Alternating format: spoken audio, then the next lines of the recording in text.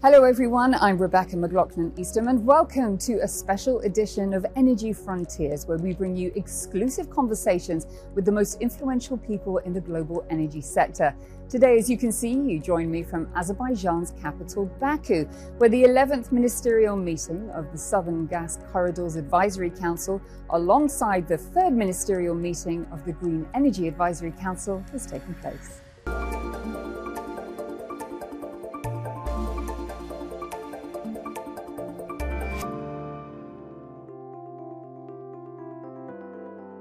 Azerbaijan is leveraging its strategic location to become not only a supplier, but a critical connector between energy-rich regions and energy-dependent markets. With its southern gas corridor transporting billions of cubic meters of natural gas to 12 countries, 10 of them in Europe and 8 of them member states, the nation is also committed to supplying green energy to Europe. On the sidelines of ministerial meetings in Baku's Gulistan Palace, Azerbaijan's Energy Minister Parvez Shabazov shed light on the country's ambition to become a regional energy hub and a reliable energy partner in turbulent geopolitical times. Minister, thank you very much for speaking to me today. Thank you very much for inviting me. Minister, let me start by asking you about Azerbaijan's plans for expanding capacity of the Southern Gas Corridor and further enhancing energy security to Europe. The Southern Gas Corridor project has been from the very beginning designed in a way that it can be expanded. Of course, we need more investment and financing. And we need, of course, the long-term contractual arrangements for this.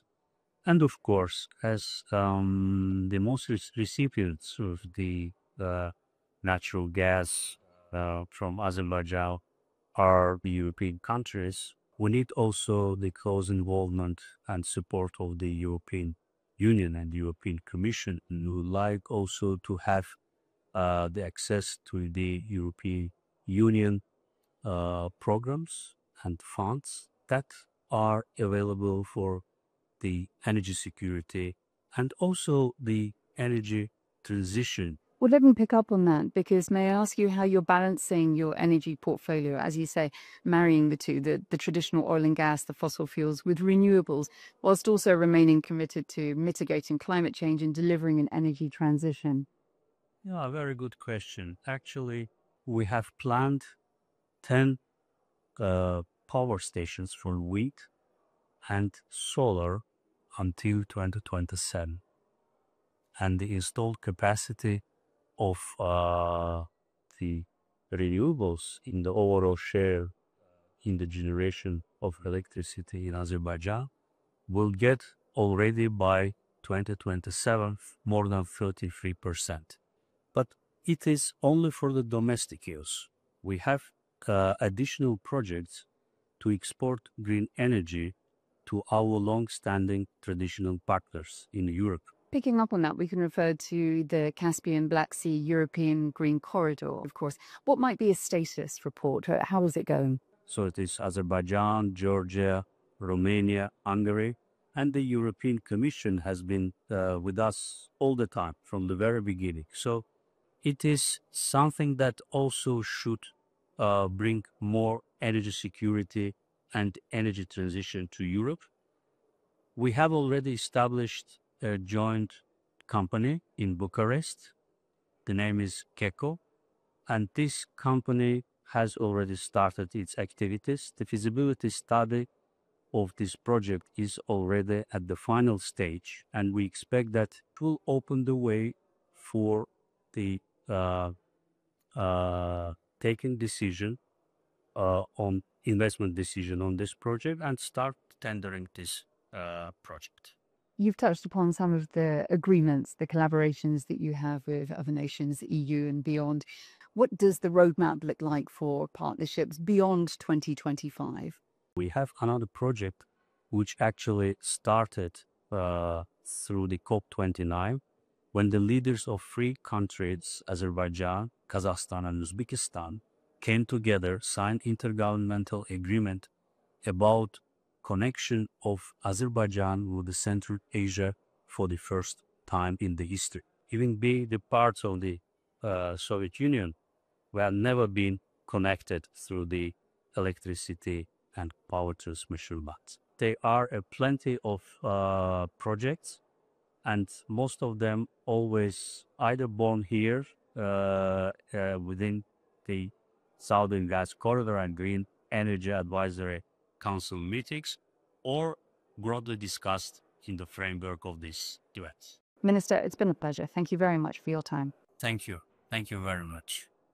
I also had the opportunity to sit down with the EU's Commissioner for Energy and Housing to discuss everything from energy security to supply diversification and, of course, the all-important transition to renewables. Commissioner Dan Jurgensen is the co-chair of the Southern Gas Corridor Advisory Council. And when we met in Baku, I began by asking him what was top of his priority list and how he wanted his tenure to be defined, given the challenging times Europe was facing with energy security. We don't want to be dependent on fossil fuels, especially gas from Russia. We want to be 100% independent of that. We can no longer be in a situation where we indirectly help finance Putin's war. So for us, it's very, very important to have good friends and partners that can help us. As European countries rapidly diversified their energy sources, natural gas became central to energy security discussions. While the advantages of the transition fuel include helping to meet rising demand and emitting less CO2 than coal and oil, challenges like infrastructure bottlenecks and managing price volatility remain top of mind for European leaders. There's no doubt that gas is also going to be important for us in Europe for some years to come. We need to find a balance because on one hand, we are obviously in the middle of a transition. We want to move away from fossil fuels, including gas. On the other hand, we also know that that is not something we can do from one day till the next. And we have people in Europe that are having problems being able to afford their energy bills. So 46 million people last year were not able to adequately heat their homes. So we need to help them. And one of the ways to do that is bring down the prices on gas, whilst at the same time becoming independent of Russian gas, whilst at the same time staying on course for the green transition, because climate change has not become a smaller problem, that's also become a bigger problem. So yeah, it is a tall order, but that is why meetings like these are extremely important. Well, that is a wrap of this special edition of Energy Frontiers, brought to you from the heart of Baku. I'll see you again next time. Until then, take care and goodbye.